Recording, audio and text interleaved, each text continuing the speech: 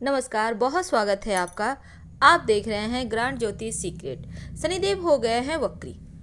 11 मई से लेकर 29 सितंबर तक वक्री रहेंगे और शनिदेव के वक्री होते ही पूरे 4 महीने 18 दिन करीब 142 दिनों तक आप 7 राशियां बहुत लकी रहेंगे, क्योंकि आपके जीवन में शनिदेव का गोचर, इनका वक्री होना, मार्गी होना, राशि परिवर्तन करना बहुत मायने रखता है। ब्रह्मांड के अकेले एक ऐसे ग्रह हैं जो हर किसी के कुंडली पर अपना अधिकार जमाए रखते हैं और उसी अनुसार जीवन भी चलता है। इसलिए शायद कर्म फलदाता से हम सभी डरते भी हैं। ऐसे में वक्री होने पर जो आपसे खो गया है वो वापस करेंगे शनिदेव। अगर अच्छा गया है तो अच्छा देंगे और बुरा गया है तो बुरा देंगे। तो मेष राशि वालों, दसम भाव में सस नामक महापुरुष राजयोग बनाकर चल रहे हैं शनिदेव। अब करियर के घर में है। अगर आपका जॉब चला गया है किसी कारणवश तो आपको जॉब भी मिलेगी। अगर जीवन में मान सम्मान चला गया है तो आपका खोया हुआ मान सम्मान भी मिलेगा। और बिजनेस में लॉस हो गया है तो आपका बिजनेस एक बार फिर से दौड़ पड़ेगा। तो ये तो शनिदेव वापस आपको करेंगे ही, लेकिन दूसरी तरफ देवगुरु हैं शनिदेव के साथ और वो भी हो रहे हैं वक्री। ऐसे में स्किन संबंधी परेशानियों से आपको बचना चाहिए। हालांकि आपके लिए थोड़ा सा संघर्ष है, पर किस्मत का साथ है।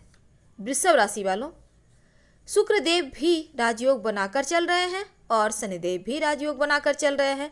बहुत अच्छा वक्त तो है, क्योंकि भाग्य स्थान पर वक्री हैं। भाग्य के कारण दुर्भाग्यवश कुछ चीज़ें खराब हो गई है, खो गई है, तो वापस मिलेगी और जीवन में खुशियाँ एक बार फिर से वापस आएगी। क्योंकि धन के मामलों में, व्यापार के मामलों में, नौकरी के मामलों में आपको फायदा पहुंचेगा। यहाँ तक कि पितृदेव का भी आशीर्वाद आपके साथ रहेगा और किस्मत यहाँ पर चमकता हुआ दिखता है। नौवें घर में बैठकर शनिदेव आपको यहाँ पर थोड़ी सी परेशानियाँ तो देंगे, पर बड़ों का आशीर्वाद लेते रहें तो अच्छा है। मिथुन राशि वालों, थोड़े से सावधान तो रहना होगा, क्योंकि अष्टम भाव में मृत्यु स्थान में वक्री हो रहे हैं और ऐसे में थोड़ी सी आपके स्वास्थ्य में परेशानी हो सकती है। अब यहाँ पर रिश्तों के मामलों में थोड़ी सी परेशानी ज़्यादा है। खासकर आप पति पत्नी के रिश्तों में थोड़ी खराबी आ सकती है। वैसे भी आप पर ढैया चल रही है और शादी विवाह के मामलों में भी विघ्न बाधाएं दिख रही है। तो इन चीज़ों से आपको बचना होगा। थोड़ी सी खराब स्थिति है। आप वाहन चलाते हैं, ज़रा संभल कर। कोर्ट कचहरी में भी थोड़ी सी सावधानी रखनी चाहिए, इसलिए किसी से वाद विवाद ना करें। कर्क राशि वालों, आपके जीवन में लगभग सब कुछ आपको वापस मिलेगा जो कुछ आपके हाथों से छूट गया है। खासकर विदेश से लाभ भी मिलेगा और सस नामक महापुरुष राजयोग बनाकर चल रहे हैं। ऐसे में शनिदेव की उल्टी चाल आपके लिए बहुत खूबसूरत रहने वाला है। 7वें भाव में होंगे वक्री। अब बहुत सारी चीज़ों में नुकसान भी है, लेकिन यहाँ पर देखिए थोड़ा सा आपका क्रोध बढ़ेगा। अगर आप अविवाहित हैं तो विवाह होने में अड़चने आएंगी। थोड़े से स्वास्थ्य का ख्याल रखिएगा, पर चूंकि राजयोग बन रहा है तो आपका बचाव भी होगा।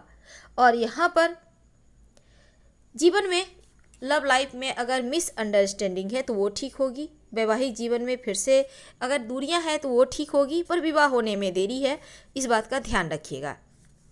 सिंह राशि वालों, आपके लिए शनिदेव का वक्री होना आपके 6ठे भाव में हो रहे हैं, तो सिंह राशि वालों के लिए अच्छा नहीं होता यहाँ पर, क्योंकि ये भाव रोग, चोट, ऋण, कर्जे का है।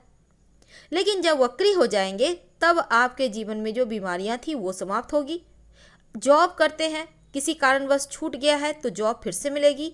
आपको लग रहा है जैसे अब गई कि तब गई जॉब, तो जॉब में स्थिरता भी आएगी। धन के मामलों में आप लकी रहेंगे और इस समय कोई नुकसान भी नहीं होता दिखता। तो सिंह राशि वालों के लिए समय बेहतरीन है। वक्री शनि आपके जीवन में खुशियां दे रहे हैं, तरक्की मिलेगी। कन्या वालों, आपके लिए, खासकर कन्या वालों के लिए ये वक्त अच्छा है।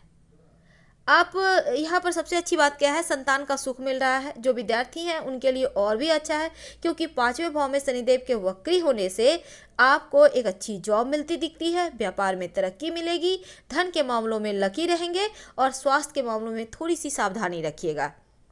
वैसे तो इस समय आप संतान का सुख मिलने के साथ संतान के जरिए आपका मान सम्मान भी बढ़ेगा, आपका सर ऊंचा होगा, यानी सफलता मिलनी तय है। तुला राशि वालों, शनिदेव योग कारक होते हैं। सस नामक महापुरुष राजयोग बनाकर चल रहे हैं और देवगुरु बृहस्पति भी साथ में नीच भंग राजयोग बनाए हुए हैं। चौथे भाव में चूंकि वक्री हो रहे हैं, तो इस समय आपको तुला वालों अपना मकान, भूमि, भवन, प्रॉपर्टी का लाभ देंगे। इस समय धन के मामलों में आप लकी रहेंगे, माता पिता का साथ भी मिलेगा और घर में सुख शांति कायम रहेगी। अगर कोई चीज़ खो गया है तो वो वापस भी मिलेगी, क्योंकि यहाँ पर ज़िंदगी में प्रॉपर्टी को लेकर कोई उलझने हैं तो वो भी दूर होगी। यानी जिस चीज़ के कारक हैं उस चीज़ से आपका जीवन भर देंगे।